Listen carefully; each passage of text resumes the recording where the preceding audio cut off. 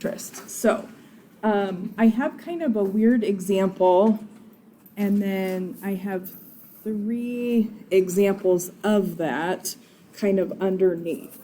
So it says, let's say you invested $1, that would be your principal, at 100%.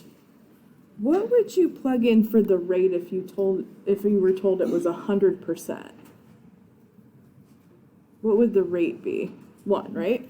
Okay, so 1 would be the rate, compounded annually, so N would also be 1, and we're going to leave it in for 1 year. T would also be 1. So I'm using the formula that we talked about yesterday, principal 1 plus your rate divided by number of times compounded, and then number of times compounded multiplied by the time. It's going to be 1 for this first example. So if you look over here, that is what is going on. They just plugged in that information. So my principal was 1. 1's part of the formula. Number of times compounded is 1, and we're going to leave this in for 1 year. That would double your money, right? Okay, so the one right next to this just changes it up, and I just replace N with 2.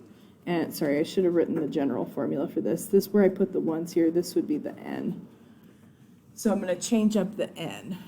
And as you can see, if I multiply, or if I compound interest twice a year, I get $2.25 at the end. And then I have a third example here that has 100 plugged in for N. So everything else is the same, just changed up the number of times that we're going to compound the interest. And so I would, like, if I see that 100, I'd think, oh, this is going to be way more. But you can see that it's actually not that much more. I go from 2 to 2.25 to 2.7, and that's got a big long decimal there. I probably should have rounded it to 2 decimal places for the money. But just to show you that. Now, what I did over to the side here, and I've got 3 of those represented. So annually would be the N equals 1, and semi-annually would be the N equals 2. And you guys see that right here? The N equals 100 down here is the third example, but if we had it quarterly, that would be 4 times a year. Monthly, you'd get your interest 12 times a year.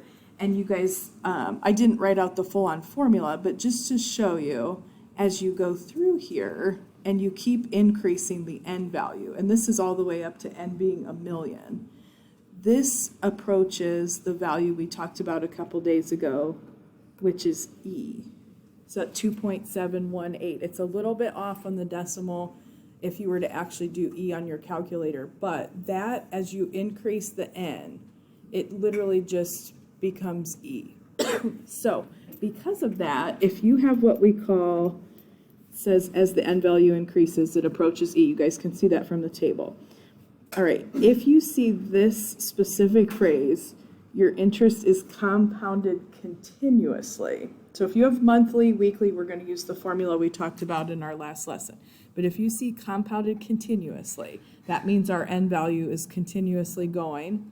They just go to E, so they develop this formula. It's just a tiny bit different than yesterday. It's less complicated. So they call this the continuously compounded interest formula. I've always been told it's the PERT formula because that's not really a word, but PERT is kind of what it spells. So same stuff as yesterday. Amount in the account, principal.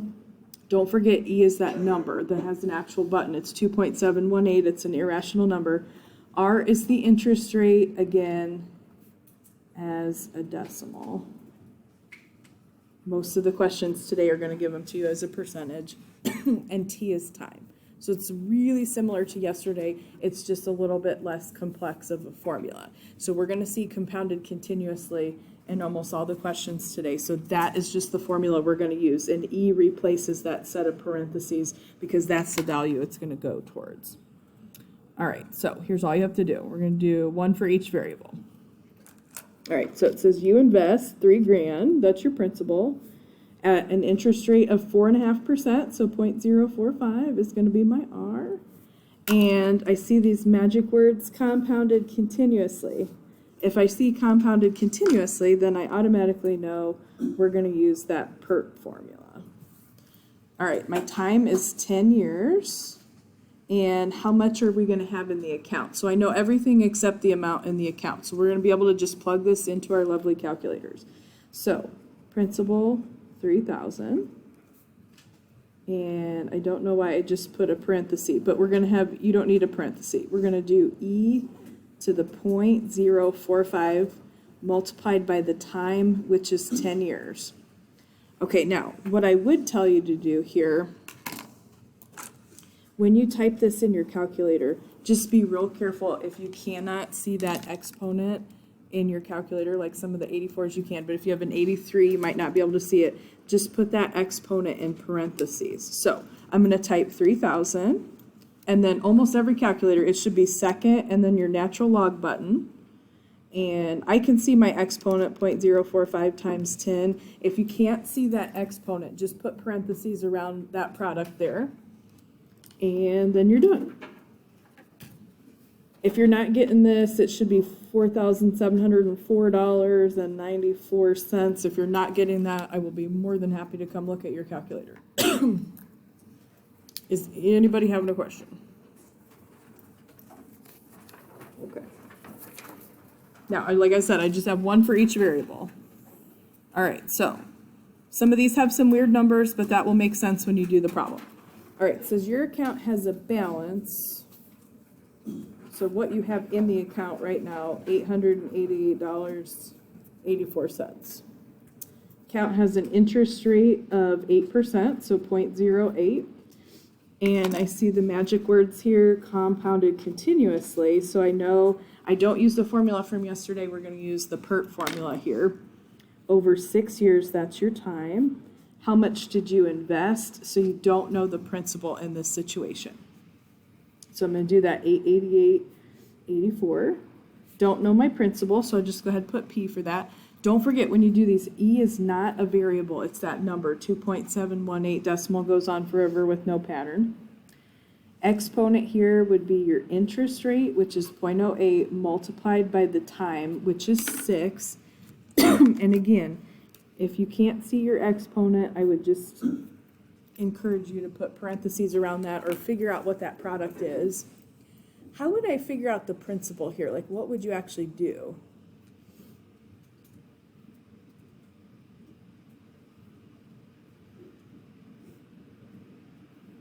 Like, how would I get P by itself?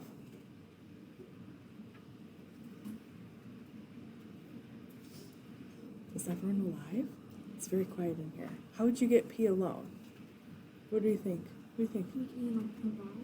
You don't have to use a log here. I'm glad you said that, because sometimes people automatically see E and they're like, oh, I got to get rid of it with the log. Your variable is not in an exponent, though. Your variable is just right out here in front of that E. How do I get rid of E to that power? Molly, what do you think?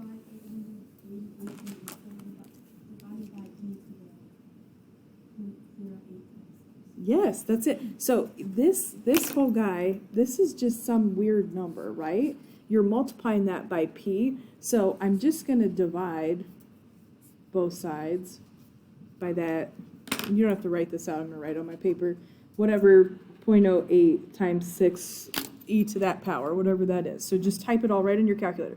888.84 divided by, and you just hit second natural log to get that e. I'm not on the screen, fired. And for my exponent, again, if you can't see the exponent, just put parentheses around it or figure out what it is. 0.08 times, oh my gosh, 6. Hit the parenthesis key. And what would y'all round that to? 550. So some of these will have nice answers as you go through and actually do the rounding. But all you have to do there, my variable was the principal. You just have to divide. E to that power is some weird number that we got to divide that 888.84 by. All right. Now, the last two are trickier because our variable is going to be in an exponent. Okay, it says you have, that's going to be my amount in the account, $1,275.48 in your bank account. You originally invested, so that's going to be your principal, $700 in the account with an interest rate, so change that to a decimal, 0.05 for 5%. And my magic words, compounded continuously, says, yay, we're going to use the PERT formula for this. How long was the money in the bank? So my variable is going to be an exponent here, so we will have to use a log to do this. All right, so I'm going to do my 1275.48 equals 700 I don't know why I just put parentheses, just habit from yesterday. This would be e to the 0.05 multiplied by t. Okay, you don't need parentheses, I started to write it too late. Okay, now, what I would do first here, you gotta divide by the principal. And I'm gonna guarantee that this, if I divide this by 700, I'm gonna bet money that that's not gonna be a nice answer, but let me just look real quick. So if I take 1275.48, divide by 700, okay, if you get something like this, it's a big long decimal, right? Don't want to round multiple times as you do the problem. So here's how I would tell you to type this in your calculator. I'm just going to leave that alone for the second. So we'd have this 1275.48 divided by 700, that was that weird decimal, equals e to this 0.05 t power. The only way we're going to drag that exponent down on the level with the rest of the question is to convert this to a log. But if I'm using e, when I swing that to the other side, becomes log base e, which is just natural log.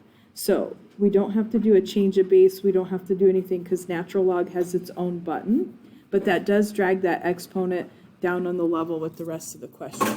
So what I want to do, just so I'm not rounding multiple times, I just left that as that amount in the account divided by the principal. So just hit your natural log button, and then 1275.48 divided by 700.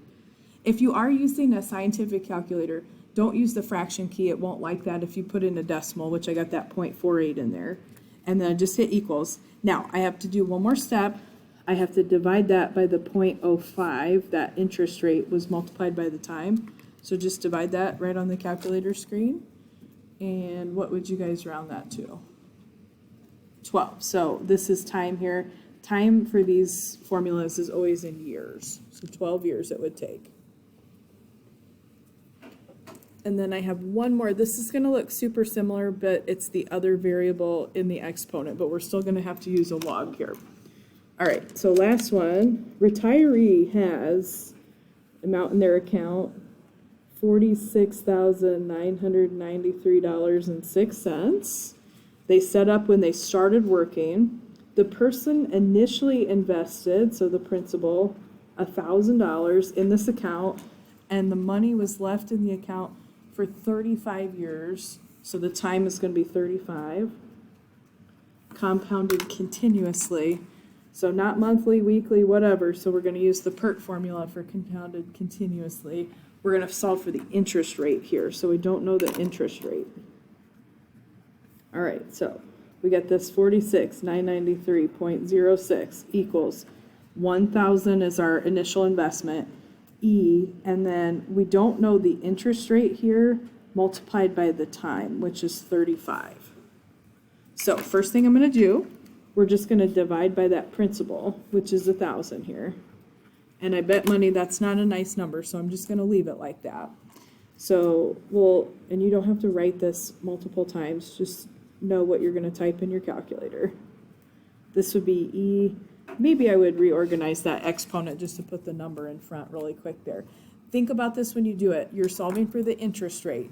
So the interest rate is always a decimal in these problems, so don't think you're doing something wrong when you get a decimal, because you will here. So we're going to just swing the E to the other side.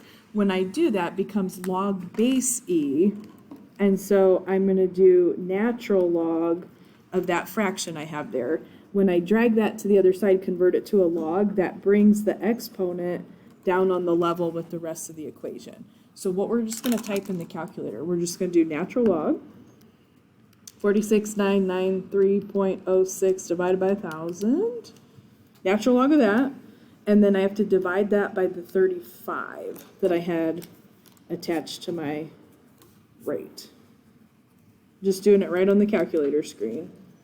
And I'm going to round that to 0.11. That would be as a decimal. So at the bank, what would they tell you as a percentage for that? This would be 11%.